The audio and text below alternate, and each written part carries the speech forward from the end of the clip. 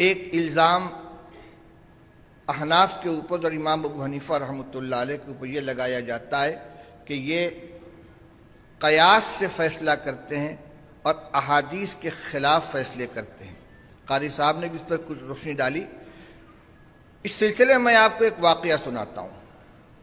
خاندان نبوت کے نمایاں فرد ہیں حضرت جعفر صادق، جعفر ابن محمد ابن علی ابن حسین ابن علی، حضرت علی رضی اللہ تعالیٰ عنہ کے پوتے ہیں علی زین العابدین، اور ان کے پوتے ہیں جعفر ابن محمد، جعفر صادق، محمد باقر، علی زین العابدین، حسین ابن علی، علی مرتضیٰ رضی اللہ تعالیٰ عنہ اجمعین۔ حقیقت یہ ہے کہ امام جعفر صادق، محمد باقر، یہ سب ائمہ اہل سنت والجماعت میں سے ہیں، مگر شیعوں نے ان کا اغوا کر لیا اور ان کی طرف ایک من گھڑت فقہ منسوب کر کے اس کا نام فقہ جعفری رکھ دیا، جبکہ ائمہ اہل سنت میں سے ہیں۔ حضرت جعفر صادق سے کسی نے جا کر شکایت کی، کیونکہ حاسدین بہت تھے امام صاحب کے، غلط باتیں گڑھ کر منسوب کرنے والے۔ ان سے جا کے شکایت کی کہ یہ ابو حنیفہ آپ کے نانا کی حدیثوں کو چھوڑ کر قیاس سے فتویٰ دیتے ہیں۔ کہ اچھا، بلاؤ۔ بلائے گئے، انہوں نے کہا تم قیاس سے فتویٰ دیتے ہو، حدیث کے خلاف فتویٰ دیتے ہو؟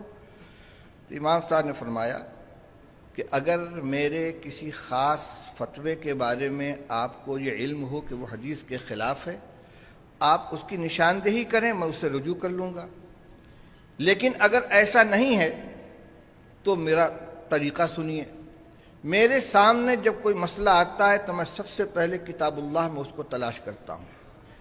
اگر مسئلہ صاف صریح مل گیا تو پھر کسی اور طرف دیکھنے کی ضرورت نہیں ہے۔ مثلا انما الخمر والمیسر والانصاب والازلام رجس من عمل الشیطان، جن چیزوں کو اس میں حرام قرار دے دیا گیا، اب کہیں اور دیکھنے کی ضرورت نہیں ہے۔ شراب حرام ہے، جوا حرام ہے، قرآن کی نص صریح سے ثابت ہے۔ اگر قرآن پاک میں مسئلہ صراحت کے ساتھ نہیں مل سکا تو پھر احادیث کی طرف رجوع کرتا ہوں۔ حدیث سے اگر مسئلہ ثابت ہو گیا تو پھر آگے نہیں جاتا۔ اگر حدیث کے اندر مسئلہ نہیں ملا تو پھر میں صحابہ کرام رضی اللہ تعالیٰ عنہ کے اقوال کو دیکھتا ہوں۔ اگر وہ متفق ہیں تو اس کو اختیار کر لیتا ہوں، اگر ان میں مختلف رائے ہیں تو انہی میں سے کسی کو چن لیتا ہوں اور اقوال صحابہ کے باہر نہیں جاتا، اسی دائرے کے اندر رہتا ہوں۔ اور جب مسئلہ اوزاعی اور طاؤس اور مجاہد تک پہنچتا ہے تو ہم رجال و نحن رجال، جب رائے اور اجتہاد کا نمبر آتا ہے تو جیسے دوسرے حضرات اجتہاد کر سکتے ہیں میں بھی اجتہاد کرتا ہوں۔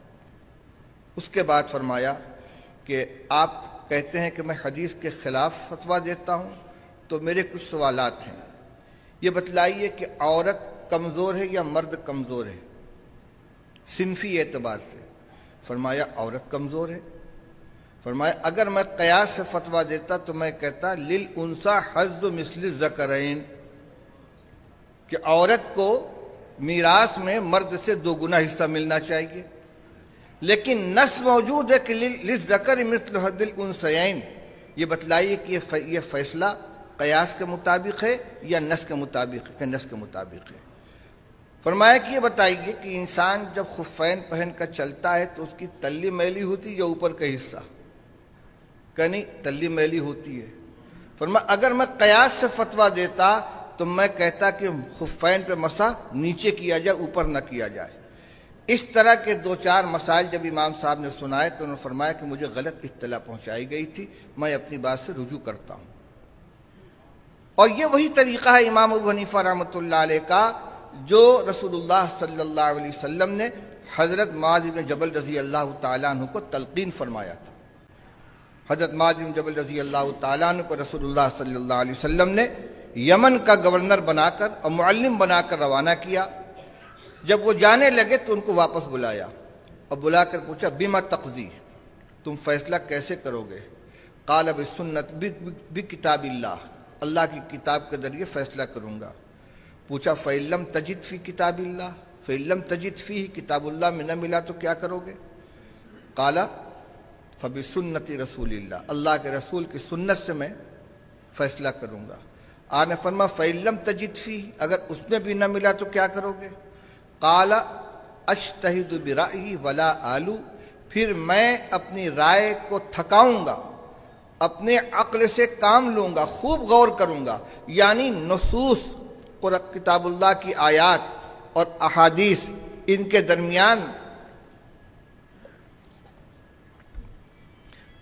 درمیان سے اس کا حکم نکالنے کی کوشش کروں گا، نظائر پر قیاس کروں گا۔ یہ مطلب نہیں کہ محض اپنے عقل سے میں کوئی حکم فیصلہ کر دوں گا، کیونکہ شریعت عقل کے فیصلے کا نام نہیں ہے، بلکہ اجتہاد کا مطلب یہ ہے کہ اس خاص جزئیے کا صراحتاً کتاب اللہ اور سنت رسول اللہ میں حکم موجود نہیں ہے، لیکن یہ کس اصل کے تحت آتا ہے، یہ کس ضابطے کے تحت آتا ہے، اس ضابطے سے حکم نکالوں گا اور اس پر فیصلہ کروں گا۔ تو رسول اللہ صلی اللہ علیہ وسلم نے فرمایا الحمدللہ الذی وفق رسول اللہ لما یحب و یرضی۔ یہ الفاظ ترمذی شریف کے ہیں، کما قال رسول اللہ صلی اللہ علیہ وسلم۔ فرمایا اللہ کا شکر ہے جس نے اپنے رسول کے قاصد کو اس چیز کی تعلیم دی، اس چیز کی توفیق عطا فرمائی جس سے اللہ کا رسول راضی اور اس کو پسند کرتا ہے۔ یہ روایت جہاں کتاب اللہ اور سنت رسول اللہ کی اولین حیثیت کو متعین کرتی ہے، وہیں اس بات کی بھی دلیل ہے کہ سارے مسائل صرف کتاب اللہ اور سنت رسول اللہ سے حل نہیں ہو سکتے۔ اس لیے جو حضرات اصول اربعہ کو تسلیم کرتے ہیں کہ 4 بنیادیں ہیں مسائل کے استنباط کی بالترتیب، کتاب اللہ، سنت رسول اللہ، اجماع امت اور قیاس صحیح، ان کے لیے یہ روایت سب سے مضبوط دلیل ہے۔ آپ پوچھیں گے اس میں اجماع کا تو تذکرہ نہیں ہے، یہ گفتگو رسول اللہ صلی اللہ علیہ وسلم خود فرما رہے ہیں، اور اجماع کا وجود رسول اللہ صلی اللہ علیہ وسلم کی وفات کے بعد ہوا ہے۔ صحابہ کرام رضی اللہ تعالیٰ عنہم جن مسائل کے اوپر متفق ہو گئے وہ اجماع کہلایا، جیسے 20 رکعت تراویح پر اجماع ہوا۔ جمعہ کے دن خطبہ کی اذان ہوتی تھی، اس سے پہلے کوئی اذان نہیں ہوتی تھی۔ حضرت عثمان رضی اللہ تعالیٰ عنہ کے زمانے میں ایک اذان کا اضافہ ہوا، ایک مجلس میں ایک ساتھ 3 طلاق دی جائے تو ان تینوں کو 3 ماننے کا فیصلہ ہوا۔ یہ اجماعی مسائل ہیں، اور جس وقت یہ فیصلہ ہوا جتنے صحابہ کرام رضی اللہ تعالیٰ عنہ موجود تھے سب نے اس سے اتفاق کر لیا۔ یہ اجماعی فیصلے ہیں جو اس وقت سے لے کر آج تک اہل سنت والجماعت کے اندر متفق علیہ چلے آ رہے ہیں، اور کسی نے اسے شذوذ اور فرار کی راہ اختیار نہیں کی۔ تو حضور صلی اللہ علیہ وسلم کے زمانے میں تو آپ کا ارشاد خود حکم تھا، خود اصل تھا، اس لیے اس وقت اجماع امت کا ابھی وجود نہیں تھا۔ ہاں قیاس کی ضرورت پڑ سکتی تھی، آپ نے اس کی توثیق فرما دی۔ بعض حضرات اس روایت کی استنادی حیثیت پہ کلام کرتے ہیں، کیونکہ ترمذی شریف میں جہاں یہ روایت نقل کی گئی ہے اس کی سند کے آخر میں یہ آتا ہے کہ راوی نقل کرتے ان اصحاب معاذ ان معاذ بن جبل رضی اللہ تعالیٰ عنہ، حضرت معاذ کے تلامذہ حضرت معاذ سے اس کو نقل کرتے ہیں۔ تو اس پر اشکال یہ ہے کہ یہ تلامذہ کون تھے، یہ معروف نہیں ہے، لہذا یہ روایت ناقابل استدلال ہے۔ لیکن میں آپ کو بتلاؤں، مولانا عبد الرحمن صاحب مبارک پوری جو اسی جماعت سے تعلق رکھتے ہیں، ترمذی شریف کے شارح ہیں، انہوں نے تحفۃ الاحوذی میں اس روایت کو ذکر کرنے کے بعد علامہ ابن قیم کی اعلام الموقعین سے پوری عبارت نقل کی ہے۔ علامہ ابن قیم فرماتے ہیں کہ اصحاب معاذ میں کوئی کاذب نہیں تھا، متہم بالکذب نہیں تھا، کوئی ضعیف نہیں تھا، سب کے سب ثقہ تھے۔ اس لیے ان میں کا ایک شاگرد بھی اگر معاذ بن جبل سے روایت نقل کرتا تو معتبر ہوتی۔ یہاں تمام کے تمام اصحاب جو اصحاب معاذ بن جبل کے نام سے معروف ہیں وہ پوری جماعت ان سے نقل کر رہی ہے، تو یہ تو اعلیٰ درجے کی توثیق ہو گئی۔ اسی طرح وہ فرماتے ہیں کہ جب کوئی مسئلہ امت کے درمیان مقبول ہو جائے تو پھر اس روایت کی سند سے بحث نہیں کی جاتی، اور اس کی کئی مثالیں انہوں نے پیش کی۔ وہ فرماتے ہیں لا وصیت لوارثین، کہ وارث کے حق میں وصیت کرنا درست نہیں۔ ابھی یہ مسئلہ آپ کے سامنے آیا تھا، جس کو وراثت ملنے والی ہے، بیٹا ہے، بیٹی ہے، ماں ہے، باپ ہے، بیوی ہے، شوہر ہے، اس کے حق میں اگر مورث کوئی وصیت کرے گا تو وصیت کا عدم ہوگی۔ یہ روایت سند کے اعتبار سے کمزور ہے، لیکن علامہ ابن قیم فرماتے کہ پوری امت نے اس کو قبول کر لیا اور اس کو ضابطہ بنا لیا کہ وارث کے حق میں وصیت معتبر نہیں ہے، اب اس کی سند نہیں دیکھی جائے گی۔ اسی طرح دیت عاقلہ کے اوپر آئے گی۔ اگر قتل خطا کا جرم کسی سے سرزد ہو جائے تو اس کے جو رشتہ دار ہیں، اسباط ہیں، جن کو عاقلہ کہا جاتا ہے، ان پر دیت عائد کی جائے گی۔ علامہ ابن قیم فرماتے ہیں کہ اس کی سند کمزور ہے، لیکن اس مسئلے کو پوری امت نے قبول کر لیا، لہذا اب کوئی ضرورت نہیں رہ گئی اس کی سند کو دیکھنے کی۔ اسی طرح اور بھی انہوں نے کچھ مسائل نقل کیے ہیں، تو یہ ضابطہ بتلایا ہے کہ جب کوئی مسئلہ متفق علیہ طور سے پوری امت کے اندر قابل قبول ہو جائے پھر اس کی سند سے بحث نہیں کی جاتی۔ اور اس پر میں ایک اضافہ کرتا ہوں، طلبہ حدیث جانتے ہیں ترمذی شریف کے شروع میں کتاب الطہارت میں وضو کے شروع میں بسم اللہ پڑھنے سے متعلق ایک باب ہے۔ اس روایت کو ذکر کرنے کے بعد امام ترمذی رحمۃ اللہ علیہ، امام احمد بن حنبل رحمۃ اللہ علیہ کا یہ قول نقل کرتے ہیں کہ وضو کے شروع میں بسم اللہ پڑھنے سے متعلق کوئی مضبوط روایت میرے علم میں نہیں ہے۔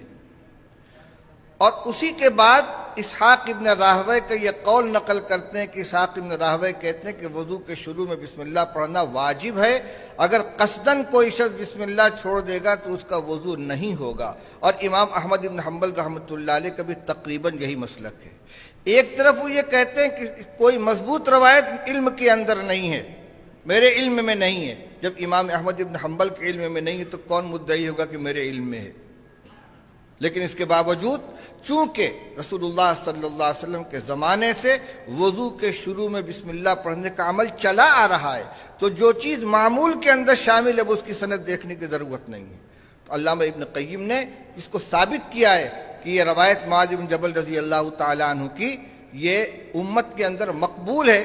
یہ میں نے اس لیے تذکرہ کر دیا کہ بعض حضرات کی طرف سے یہ مسئلہ اٹھایا ہے۔ بنارس میں ایک مرتبہ ایک بیان میں نے اس حدیث کا حوالہ دے دیا، تو ہمارے ایک جامعہ سلفیہ ہے، اس کے ایک مقرر صاحب نے اس کے تردید میں فرمایا کہ پہلے اس کا حدیث ہونا تو ثابت کیا جائے، یعنی اگر کسی نے اس کے اوپر کچھ کلام کر دیا کسی راوی کے بارے میں تو حدیث ہونے سے وہ ساقط ہو گئی۔ بہرحال یہ بڑی جرات کی بات ہے۔ تو میں یہ عرض کر رہا تھا کہ امام اعظم ابو حنیفہ رحمۃ اللہ علیہ کے یہاں جو روایات کو سند کے ساتھ نقل کرنے سے زیادہ ان کی یہاں روایات کو اپنے اصول کے اندر جگہ دی گئی ہے، اور ان کا طریقہ استنباط کا وہی تھا جو رسول اللہ صلی اللہ علیہ وسلم نے حضرت معاذ بن جبل رضی اللہ تعالیٰ عنہ کو تلقین فرمایا تھا۔ اور ایک بات آپ کی شاید قاری صاحب نے بھی ذکر کی تھی کہ احادیث کا امام ابو حنیفہ رحمۃ اللہ علیہ کے یہاں اتنا اہتمام ہے کہ کتنی روایتیں جن کو دوسرے حضرات ضعیف کہہ کے ترک کر دیتے ہیں کہ روایت ضعیف ہے، لیکن احناف کے یہاں ان کو اختیار کیا جاتا ہے۔ اور امام ابو حنیفہ رحمۃ اللہ علیہ کا یہ ضابطہ ہے کہ قیاس کے مقابلے میں حدیث ضعیف کو ترجیح دیتے ہیں۔ اگر اس کے مقابلے میں اس سے قوی کوئی روایت موجود ہو تو اس کی طرف دیکھیں گے، لیکن جس مسئلے میں صرف ایک روایت ہے یا چند روایتیں ہیں وہ سب درجے کے اعتبار سے کمزور ہیں تو ان روایات کے مقابلے میں قیاس نہیں کیا جاتا، کمزور روایت کو ہی قابل قبول قرار دے کر اس پر مسئلے کی بنیاد رکھی جاتی ہے۔ بہرحال امام ابو حنیفہ رحمۃ اللہ علیہ کی محدث کی حیثیت سے جو شان ہے وہ اس زمانے میں بھی تسلیم کی گئی۔ مسعر ابن قدام جو کوفہ کے بہت بڑے محدث ہیں، جن کی حیثیت یہ تھی کہ حدیث کے دو بہت بڑے عالم جو امام ہیں، امام شعبہ ابن الحجاج اور سفیان ثوری، یہ دونوں حضرات جب کسی حدیث کے بارے میں گفتگو کرتے اور فیصلہ نہ ہو سکتا تو کہتے تھے چلو مسعر ابن قدام کے پاس چلتے، ان سے فیصلہ کرائیں گے۔ مسعر ابن قدام کہتے ہیں کہ ابو حنیفہ طلب علم کے زمانے میں ہمارے رفیق تھے، علم حدیث میں ہم نے ان کا مقابلہ کیا تو ہم سے آگے نکل گئے، ورع و تقوی و زہد کے اندر وہ ہم سے آگے نکل گئے، اور 20 سال کی عمر میں امام ابو حنیفہ رحمۃ اللہ علیہ نے کوفہ کے تمام محدثین کے روایات کو جمع کر لیا۔ محدثین لکھتے ہیں کہ مصر ابن قدام نے کوفہ کے باہر کا کوئی سفر نہیں کیا، صرف کوفہ کے محدثین سے انہوں نے روایتیں لی ہیں۔ ہاں یہ الگ بات ہے کہ کوفہ اس زمانے میں مرکز تھا، حضرت عمر کے تلامذہ، حضرت عبداللہ ابن مسعود کے تلامذہ، حضرت ابو موسیٰ اشعری کے تلامذہ، حضرت علی مرتضیٰ کے تلامذہ، یہ سارے کے سارے وہیں اکٹھا تھے۔ خلافت کا مرکز تبدیل ہو چکا تھا حضرت علی رضی اللہ تعالیٰ عنہ کے زمانے میں، اور کبار صحابہ کا مرکز بن گیا تھا کوفہ، اور ان اکابر صحابہ کے تلامذہ موجود تھے، ان کے علوم سے پورا کوفہ جگمگا رہا تھا۔ تو امام ابو حنیفہ رحمۃ اللہ علیہ نے اور مصر ابن قدام نے کوفہ کے تمام ائمہ کے تمام محدثین کے علوم کو حاصل کیا۔ مصر ابن قدام تو کوفہ کے باہر گئے ہی نہیں، امام صاحب نے تو اسفار بھی کیے۔ وہ جب یہ کہہ رہے ہیں کہ امام ابو حنیفہ مجھ سے آگے نکل گئے، اور ان کی یہ حیثیت ہے کہ شعبہ ابن حجاج اور سفیان ثوری جب کسی حدیث کے بارے میں فیصلہ نہیں کر پاتے تو مصر ابن قدام کے پاس جاتے ہیں فیصلہ کرانے کے لیے۔ اس سے اندازہ کیجئے کہ خود امام ابو حنیفہ رحمۃ اللہ علیہ کا حدیث کے اندر کیا پایا تھا۔ رہ گئی یہ بات کہ ان سے روایات کم مروی ہیں، تو میں نے ابھی اس کی وجہ آپ کے سامنے بیان کی۔ اور پھر امام شافعی رحمۃ اللہ علیہ بھی تو ائمہ مجتہدین میں سے ہیں، ان سے کتنی روایتیں حدیث کی کتابوں میں مروی ہیں۔ اگر مسند شافعی ہے تو مسند امام اعظم بھی موجود ہے، اور 17 نسخے اس کے موجود ہیں۔ کتاب الاثار کے 4 نسخے موجود ہیں 4 تلامذہ سے، اور موسوعہ مسند امام اعظم ابو حنیفہ کو دیکھا جائے تو مرویات کی تعداد 10,000 تک پہنچ جاتی ہے۔ صرف متداول صحائح ستہ یا اور جو کتابیں علماء کی مراجعات کے اندر رہتی ہیں، ان میں روایات کے مذکور نہ ہونے سے یہ فیصلہ کر لینا کہ ان کے پاس روایات کا ذخیرہ نہیں تھا، یہ ایک غلط قسم کا استنباط، غلط نتیجہ نکالنا ہے، اور جو حقیقت سے بہت دور ہے۔ بہرحال وقت کافی ہو چکا ہے، اور جو باتیں میرے ذہن میں تھیں اس کا بہت بڑا حصہ ہمارے پیش رو حضرات نے آپ کے سامنے بیان کر دیا تھا۔ اس اجتماع کا جو انتظام کیا ہے ہمارے دوست قاری اسامہ محمد رفیق صاحب اور ان کے احباب اور معاونین نے، یہ بہت اچھا کام کیا ہے۔ میں پوری جماعت کی طرف سے ان کو مبارکباد دیتا ہوں، اور اس کانفرنس کا انعقاد جن بڑوں کی اجازت اور ان کی رہنمائی میں ہوا ہے وہ سب ہماری طرف سے شکریہ کے مستحق ہیں۔ خادم الحرمین الشریفین ملک عبداللہ ابن عبدالعزیز، اور نئے جو ہمارے وزیر شؤون دینیہ ہیں شیخ کیا نام ہے سلیمان ابو الخیل، ابھی نیا آئے ہیں، نیا نام بھی ہے میرے ذہن میں نہیں بیٹھا ہے۔ اور اسی طرح یہ شعبہ دعوت کے جو ذمہ دار حضرات ہیں، ان کے اجازت اور ان کے تعاون سے، اور خاص طور سے شیخ عبدالعزیز بن عبداللہ العمار، جن کی کمی یہاں محسوس ہو رہی ہے، متعدد مرتبہ ان سے ملاقاتیں ہوئی اور ان کی صحبت سے مستفید ہونے کا موقع ملا ہے، ان کی دلچسپی بھی اس کے اندر شامل حال ہے۔ یہ سب حضرات اس علمی معاونت کے لیے قابل تشکر ہیں، اور جو یہ پہلی کانفرنس ہے، امید ہے کہ انشاءاللہ اس کے بعد اور دیگر ائمہ مجتہدین کے سلسلے میں بھی اجتماعات ہوں گے، اور علماء کی باتوں سے سب کو مستفید ہونے کا موقع ملے گا۔ تبھی میں نے ذکر کیا آپ کے سامنے کہ قاری اسامہ صاحب اور ان کے احباب، ان حضرات کا خاص طور سے شکریہ ادا کرنا چاہیے پوری جماعت کی طرف سے۔ پیش وہی رہیں، اور یہ بھی حقیقت ہے کہ یہ تنہا ان کی کوشش کا نتیجہ نہیں ہو سکتا۔ ہمارے جو جدہ میں، مکہ مکرمہ میں جو اکابر جو حضرات موجود ہیں، ان کا بھی تعاون اس میں قدم قدم پر حاصل رہا ہے۔ اور پھر ہمارے یہ اکابر جو دور دراز سے سفر کر کے آئے ہیں، مولانا محمد احمد صاحب، قاری حنیف صاحب، یہ سب سے پہلے شکریہ کے مستحق ہیں۔